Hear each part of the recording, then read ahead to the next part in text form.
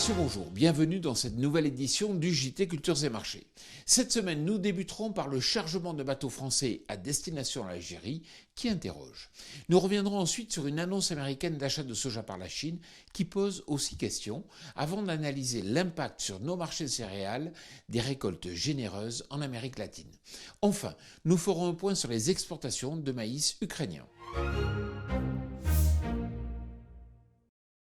Incroyable, un bateau aurait été chargé de 5000 tonnes de blé tendre français et de 13 000 tonnes d'orge à destination de l'Algérie. Cela a surpris les analystes de marché car ce pays n'est plus notre client depuis 18 mois. La situation serait-elle en train de changer ?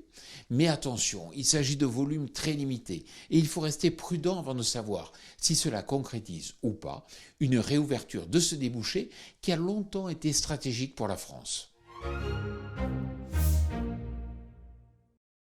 Les moissons généreuses en Amérique du Sud et en particulier en Argentine font pression sur les marchés céréaliers. Clairement, elles plombent un peu plus les cours, en particulier ceux du maïs. Mais pour autant, elles ne constituent pas pour l'instant une réelle menace sur les destinations traditionnelles des céréales françaises. Faut-il encore croire le président américain ? Toujours est-il que les marchés se sont un peu emballés dès qu'il a annoncé un achat complémentaire de 8 millions de tonnes de soja par la Chine.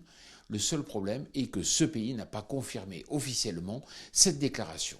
Les opérateurs restent donc sceptiques, d'autant plus que le soja brésilien, en pleine récolte, est nettement plus compétitif que l'origine nord-américaine. 7,4 millions de tonnes, c'est le tonnage de maïs ukrainien exporté sur les 5 premiers mois de la campagne, en recul de 26% par rapport à l'an passé.